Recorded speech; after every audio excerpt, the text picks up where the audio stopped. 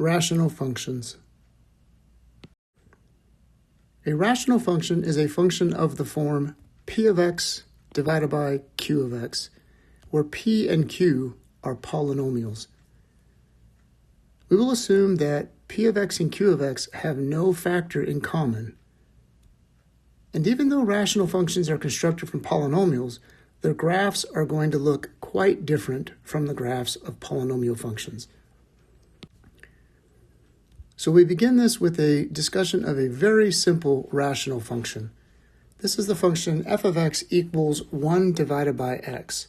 So technically 1 is a polynomial, it's a 0-degree polynomial, and x is a first-degree polynomial. We would like to graph this function and state its domain and range. Now you can see the graph down here already, but let's talk about why this graph looks the way that it does. So the first important thing to point out in this function is that no matter what happens, x can never be equal to 0. And this is because we cannot divide by 0, and if we plug the number 0 in here, we will have 1 divided by 0. So we know we can't plug in 0 itself, but the question then becomes, what happens when we plug in numbers that are very close to 0? And so if you look at the chart that we have here, you can see that we have some values of x that are close to 0 on the left side of 0. So these are very small negative numbers. And we also have some values of x that are very small on the right side of 0. So these are very small positive numbers.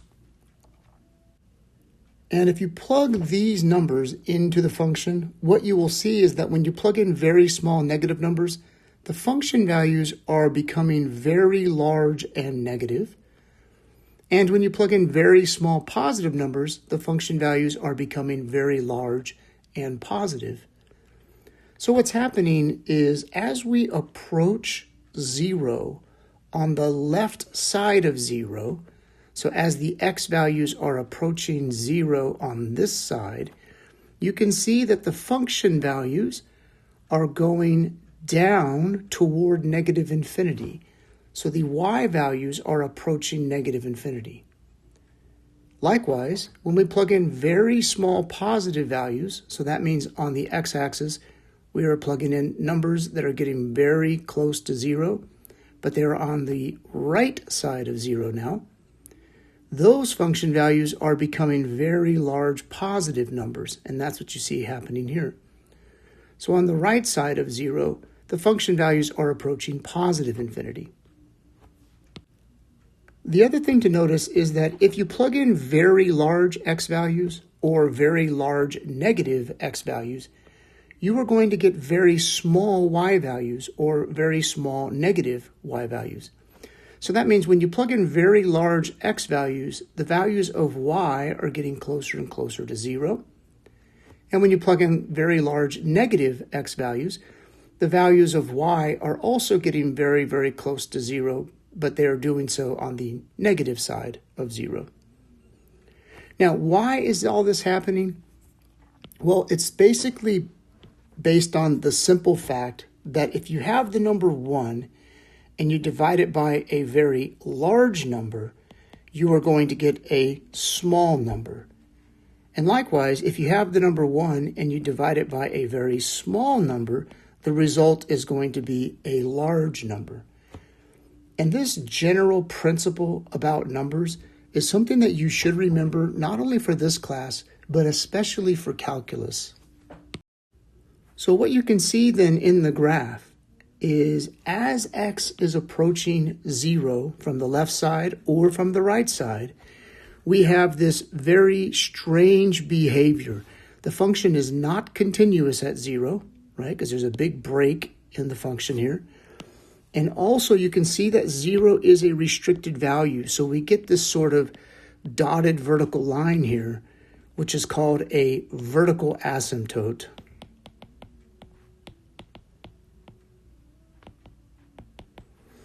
And that vertical asymptote has the equation x equals 0. And it's basically stating that no matter what happens, we cannot cross this line. And as the x values get close to 0, the function values are going to approach that line, but never touch this line. We also have a horizontal asymptote. So in the horizontal direction, we have the horizontal asymptote y equals 0. And the reason for this is because as you plug in very large positive values of x and very large negative values of x, the values on the y-axis, or the y values I should say, are all getting close to 0 there. So we have this asymptotic behavior in rational functions. So one of the most important things when you're trying to understand rational functions is knowing how to find these vertical and horizontal asymptotes. Now, one final thing to discuss in this first example is the domain and range of this function.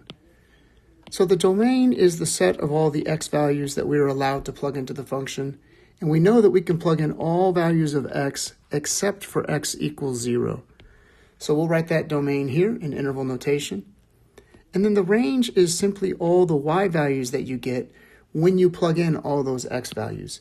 And you can see from the graph that you get all the positive y values and all the negative y values, but you do not get y equals 0.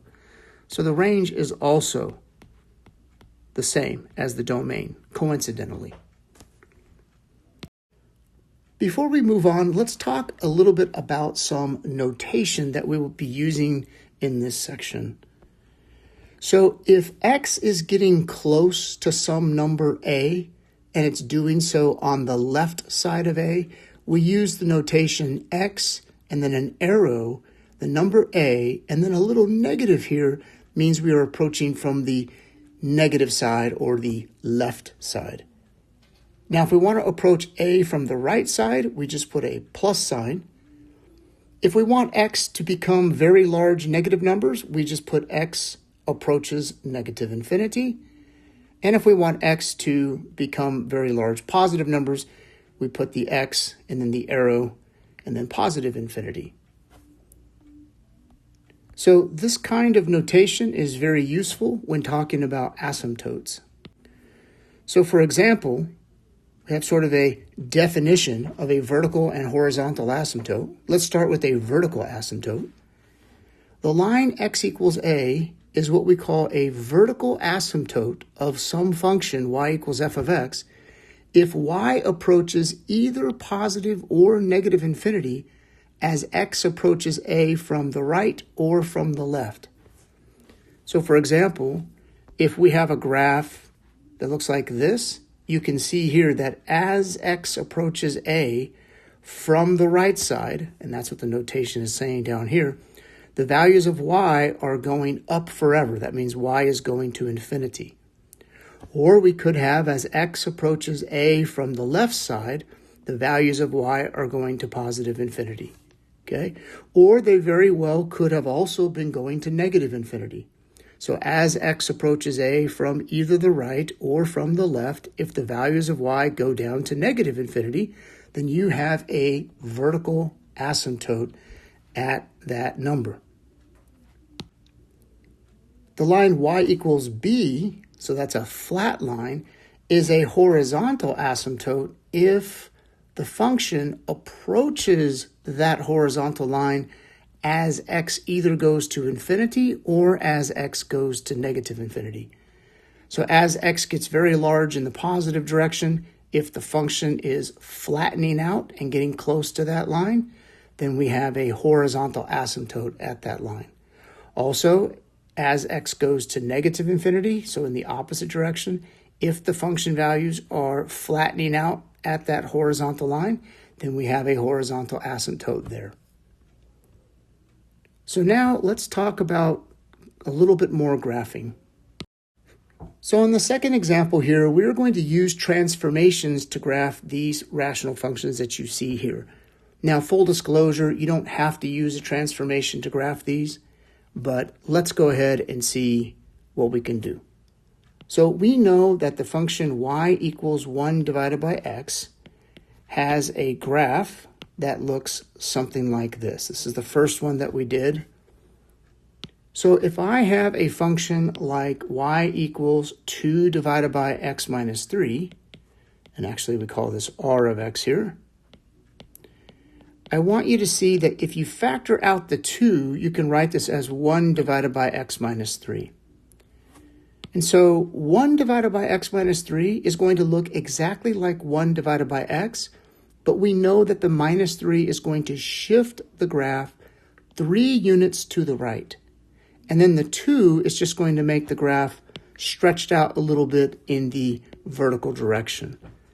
So if I want to get a very basic, quick graph of what this would look like, I can go to x equals positive 3. We're going to put a vertical asymptote there, right? So the vertical asymptote that used to be at x equals 0 is now shifted over 3 units to the right at x equals 3. And then the 2 is just going to make this graph a little bit stretched out, which is kind of hard to show exactly what that would look like. But the graph is going to look something like this. And so using a basic transformation, I can graph that function rather easily. Now the next function, s of x, which is equal to 3x plus 5 divided by x plus 2, this one's a little bit trickier to graph by using transformations. Basically, what I need to do here is I need to use division. And we can use long division or synthetic division. In this case, I'll just use long division. So if I take x plus 2 and I divide it into 3x plus 5, we know that x goes into 3x 3 times, and 3 times x is 3x, and 3 times 2 is 6, and then if we subtract here, we get negative 1. And that means that we can rewrite this as 3 minus 1 over x plus 2. So what I want you to notice is that this part of the function, 1 over x plus 2, is just the graph of this, but shifted 2 units to the left. Okay, so we know that we're going to have a vertical asymptote at negative 2. But also notice that it has a negative in front of it. So instead of the graph being here and here, it's going to be flipped over the x-axis. So it's going to be here and here. However, we're also adding 3 to this function, and that is going to shift the graph up 3 units. So the horizontal asymptote, which used to be here at y equals 0, is now going to be shifted up 3 units like this. And then we can go ahead and graph the function. And so the function is going to be down here, something like this, and up here. Now, again, these are just rough sketches, but what I want you to notice is that the graphs of these functions here are simply some kind of a transformation of 1 divided by x. Now let's go ahead and bring in a couple of really nice graphs so you can see exactly what they look like. So we can confirm that these graphs look like the ones that I sketched a minute ago. Now what about the domain and range? So let's take a look at each function independently. We'll start with part A here. What's the domain of this function? Well, clearly you cannot plug in x equals 3. We can see that on the x-axis we have a vertical asymptote there. So the domain is all values of x except x equals 3. So we'll write that as minus infinity to 3, union 3 to infinity. And then the range is all the values of y. And you can see that we get all the positive values of y, and we get all the negative values of y, but we do not get y equals 0. So we're going to have minus infinity to 0, union 0 to infinity. Now for the same reason, the domain and range over here can be found in the same way, and the domain is going to be this, and the range here is going to be this. So just take a moment to pause here and confirm that you understand this before moving on to the next one. Now for this next rational function, it's a little bit more complicated. You'll notice that we have a second degree polynomial on top and a second degree polynomial in the denominator. So now before we talk about graphing this, let's just notice that we can factor the denominator into x minus 1 times x minus 1.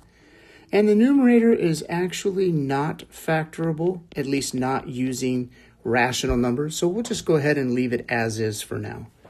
But this rational function can be rewritten as the numerator being the same, and then the denominator is x minus 1 to the second power. So we can see that x cannot be equal to 1. So then we want to ask the question, well, what happens to the values of y if we approach this restricted value? So if we approach 1 from the left side, which would be plugging in numbers like the ones you see here, you'll notice that the y values are getting very large in the positive direction. And if you approach 1 from the right-hand side, you'll notice that the values of y are also getting large. So what's happening here is you have an asymptote at x equals 1, which is right about here. You also are going to have a horizontal asymptote at y equals 2, and we'll talk more about that in just a minute. But then the graph, as you approach 1, is going to infinity. And so the graph must be looking something like this. So now let's go ahead and bring in an official graph, and then we'll talk about the domain and range. So you can tell from this graph that as we are approaching 1 from the left side or from the right side, the values of y are going to infinity. And you can see that we have a horizontal asymptote at y equals 2. And so the domain of this function, well, the domain is you can plug in any value except 1. So that's going to be minus infinity to 1, union 1 to infinity. And then the range is the set of all the y values you get on this graph. And you can see that you don't get any y values below 2. In fact, you don't get 2 either, right? The graph is getting close to y equals 2, but never actually touches. So the range is going to be all values of y from 2 to infinity. Now let's talk about a simpler way to find asymptotes of rational functions. Let r be a rational function where you have some degree n polynomial on top and some degree m polynomial in the denominator. The vertical asymptotes are simply all the lines x equals a, where a is a 0 of the denominator. So basically, we just need to find all the zeros of the polynomial in the denominator, and those will be our vertical asymptotes. For the horizontal asymptotes, it's a little bit more involved. If the degree on top is less than the degree on the bottom, then the horizontal asymptote is y equals 0.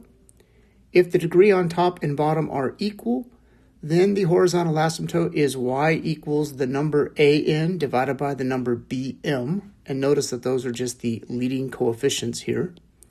And finally, if the degree on top is greater than the degree on the bottom, there are no horizontal asymptotes. So for this problem here, let's go ahead and find the vertical and horizontal asymptotes. So the first thing we need to do is factor the denominator. So I'm going to write r of x is equal to 3x squared minus 2x minus 1 divided by, and in the denominator here, we're going to have 2x and x. We're going to have a 2 here, a 1 here, a positive here, and a negative here. So you can just pause here and verify that this factorization is correct. Now, I should make note of the fact that the numerator also does factor, and in fact, if you want to factor it, you can. So let's go ahead and factor that real quick just to show you. So this is the factorization of the numerator, and then here is that denominator once again. Now, the important thing, of course, is that there are no factors in common. We mentioned that at the beginning. But to find the vertical asymptotes, which I'm going to abbreviate VA, all we have to do is take the factors in the denominator and set them equal to 0, right? We're just literally finding the zeros of the polynomial in the denominator. And if we do that here, we get x equals 1/2 and x equals -2. So those are our vertical asymptotes. For the horizontal asymptotes, we actually don't need this to be in factored form. In fact, all we have to do for horizontal is first notice that the degree on top is equal to the degree in the bottom, right? Both of those are equal to 2. And then the horizontal asymptote is simply going to be y equals the leading coefficient of the numerator divided by the leading coefficient of the denominator. And so that is going to be 3 over 2, which of course is 1.5. And I'll go ahead and bring in a graph just to show you. And so here you should notice that the line x equals -2, which is this vertical line right here, is one of our asymptotes. The line x equals 1/2, which is this vertical line here, is also an asymptote. And you can see that the function is approaching those lines from either side, yes? Okay. And then finally, the horizontal asymptote is y equals 3 over 2, or 1.5, which is this horizontal line here. And you can see as x gets big, the graph is approaching that line, and also as x gets big in the negative direction, the graph is approaching that line. Now in the middle, of course, anything can happen. And in fact, in this particular example, the function actually hits the horizontal asymptote. So that's one thing that you need to know about vertical versus horizontal asymptotes. Vertical asymptotes cannot be touched. However, horizontal asymptotes can sometimes be crossed by the actual function. So a basic guideline for sketching graphs of rational functions is first, go ahead and factor the numerator and the denominator. Now, as I mentioned in the previous example, it's really more important that you factor the denominator, but factoring the numerator has some other benefits like finding x-intercepts. Then we're going to find the x and y-intercepts by determining the zeros of the numerator and the y-intercept by plugging in the value x equals 0. Then we should find our vertical asymptotes and our horizontal asymptotes. And finally, to sketch the graph, you might need to plug in some actual other numbers into the function to understand what that graph is going to look like. So just finding the intercepts and the asymptotes, even though that's a very important part of graphing, it's not the only thing you need to do. You still will have to plug in, several values, and to do that, a calculator is going to be very useful. So here we want to graph the following rational function and state the domain and range. Now you'll notice that I already have the graph here on the screen. What I want to do is just kind of go through the process of why this graph looks the way that it does. So the first thing I'm going to do is I'm going to factor the numerator and the denominator. The denominator factors rather simply. It's x plus 2 times x minus 1. And the numerator also actually factors relatively simply. And so here is the factorization of the numerator and denominator. Now for the vertical asymptotes, we know we're going to have x equals -2 and x equals +1, because those are the values of x that make the denominator 0. For the horizontal asymptote, we're going to once again recognize that we have equal degree on top and bottom. Therefore, we're just going to take the quotient of the leading coefficients. And so that's y equals 2 divided by 1, which is 2. And then we have x-intercepts. X-intercepts occur when the numerator is equal to 0. So what makes the numerator 0 here is going to be x equals +1/2. And what makes the numerator 0 here is x equals -4. And then to find the y-intercept, we simply let x equals 0. And if you plug 0 in for x right here, you get -4 divided by -2, which is going to be y equals 2. And then we're just going to graph all these things. So y equals 2 is our y-intercept. That's right here. X equals 1 is a vertical asymptote, so that's this line. X equals -2 is another vertical asymptote. Y equals 2 is this line right here. Okay, so that's a horizontal asymptote. Then we have an x-intercept at x equals 1/2. That is this value. And also another one at x equals -4. Now, of course, this is not enough to graph the function. So even after doing all that, you might need to plug in some additional x values, like maybe x equals 2 and 3, maybe x equals -1, maybe x equals -3 and -5. And once you get a few more points on this graph, you can then start sketching out what it's going to look like. But the bottom line is graphing a rational function is a rather tedious proposition. And this is why using graphing calculators is extraordinarily useful. Now lastly, what's the domain and range here? Well, the domain is all the x values that you are allowed to plug in. So the domain is going to be all the x values except for the vertical asymptotes. So we can plug in everything from -infinity up to -2, union everything from -2 to +1, union everything from 1 to infinity. And then the range, interestingly for this problem, is all real numbers, right? Every y value is covered clearly by this graph. So let's go ahead and graph another one here. So same process. We have r of x is equal to x squared minus 4 in the numerator. That can be factored rather easily. And then in the denominator, we can factor out a 2x, and then we get x plus 1. And so for the vertical asymptotes, we have x equals 0 and x equals -1. For the horizontal asymptotes, once again, notice that we have equal degree. So for that, we're going to have y equals 1/2. For the x-intercepts, we have x equals 2 and x equals -2, right? Because those are the values of x that make the numerator 0. And then for the y-intercept, if we just plug in x equals 0, we can't plug in x equals 0, can we? Because that is a vertical asymptote. So there is none. There is no y-intercept for this graph. Now, if we go ahead and observe all these things on this graph here, you will see x equals 0 is a vertical asymptote. X equals -1 is a vertical asymptote. Y equals +1/2 is a horizontal asymptote. Then we have x-intercept at x equals 2, which is right there. X equals -2, which is right there. And no y-intercept. And then if you plug in some additional points, and you would probably have to plug in several points in here, you would start to see the shape of this graph develop. Okay? Now, what about domain and range? Well, the domain, of course, is all values of x except for 0 and -1. So the domain is going to look like this. And then the range is kind of tricky. So you should be able to see that the range is going to be all y values below 1/2. So that's going to be all values from -infinity up to +1/2.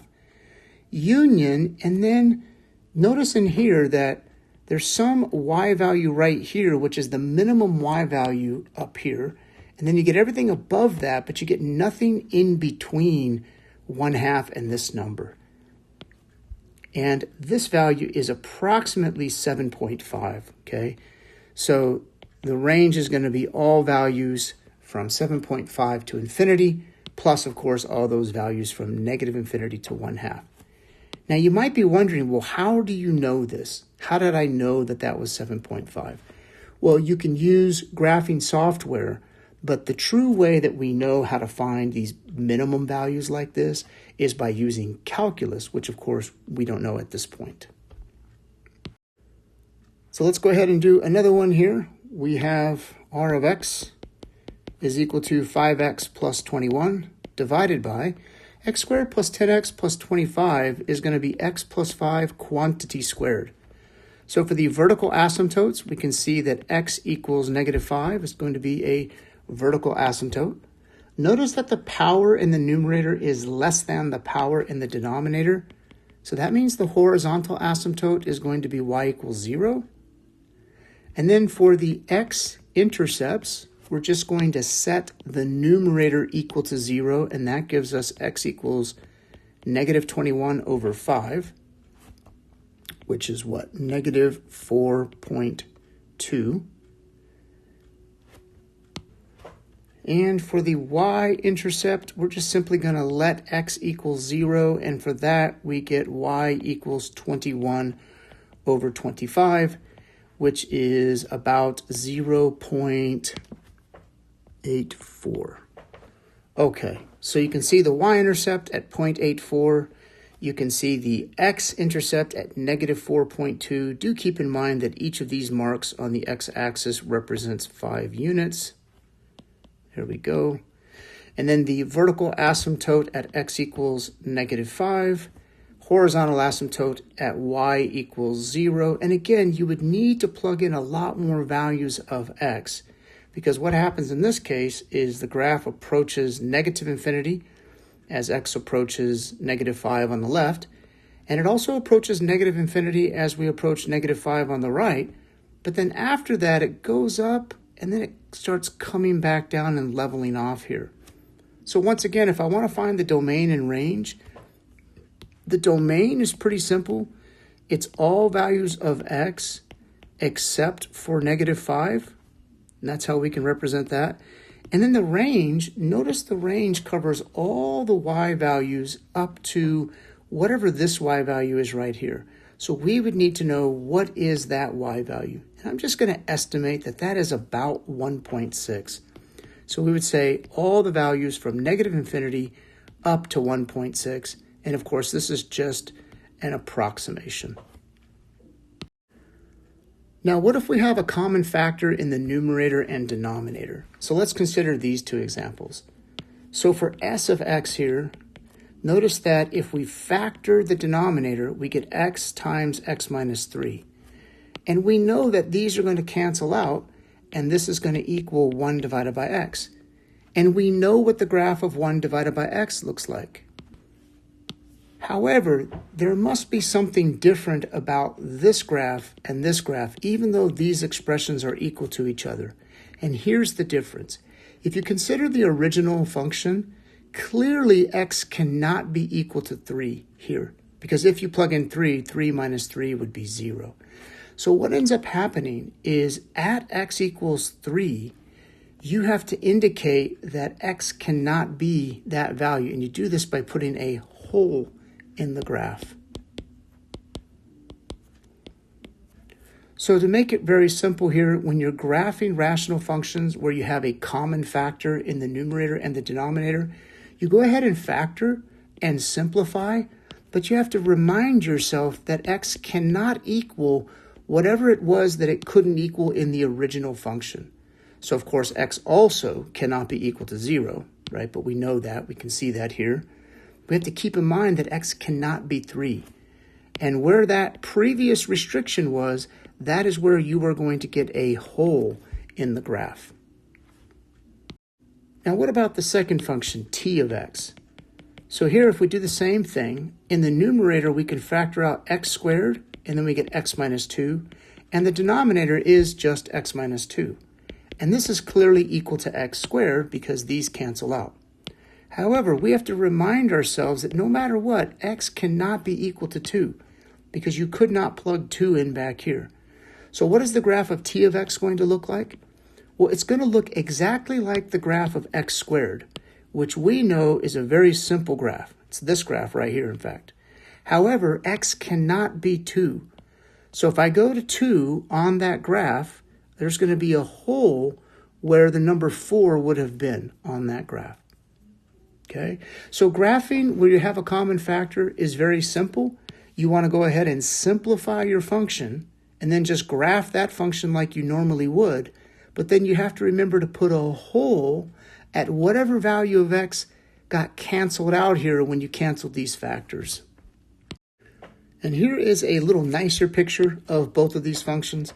So again, s of x simplifies into 1 over x, but you have to make sure you put a hole there at x equals 3. And t of x simplifies to x squared, but again, you have to put a hole here at x equals 2. Now, the last thing we're going to discuss is something called a slant asymptote. So for this particular problem here, of course, we know that we have a vertical asymptote here at x equals 3. For the horizontal asymptote, we have none. And we have none because the degree in the numerator is greater than the degree in the denominator. So that is why we have no horizontal asymptote. However, when the degree in the numerator is exactly one more than the degree in the denominator, we will get something called a slant asymptote. So to find this slant asymptote, we're going to start by using long division to divide, in this case, x minus 3 into x squared minus 4x minus 5. And just to be clear, in this case, you could also use synthetic division. But let's go ahead and use long division. So x goes into x squared, x times x is x squared, x times negative 3 is negative 3x. And then we need to change the signs here, and we get negative x minus 5. X goes into negative x, negative 1 times. Negative 1 times x is negative x, and negative 1 times negative 3 is 3. And again, we have to change the signs, and we end up getting a remainder of negative 8. So r of x, which is this function here, can be simplified into x minus 1 minus 8 over x minus 3. Now what happens here is this part of that function, this is going to be your slant asymptote. So if I graph the line y equals x minus 1, we're going to have a slant asymptote there. So I'm going to go ahead and bring in a picture of the graph so we can discuss it. So you can see we have a vertical asymptote at x equals 3. That's this line here, of course. And then the slant asymptote, y equals x minus 1, is this line here. Now what it means is that as x gets bigger, the value of the function is going to approach that slanted asymptote. And as the value of x gets bigger in the negative direction, it's also going to approach that slant asymptote. The behavior around the vertical asymptote is the same. And of course, to get the graph, you would still need to get multiple points on the actual function to get an accurate graph. But this is the basic concept behind a slant asymptote. And that concludes this video lesson.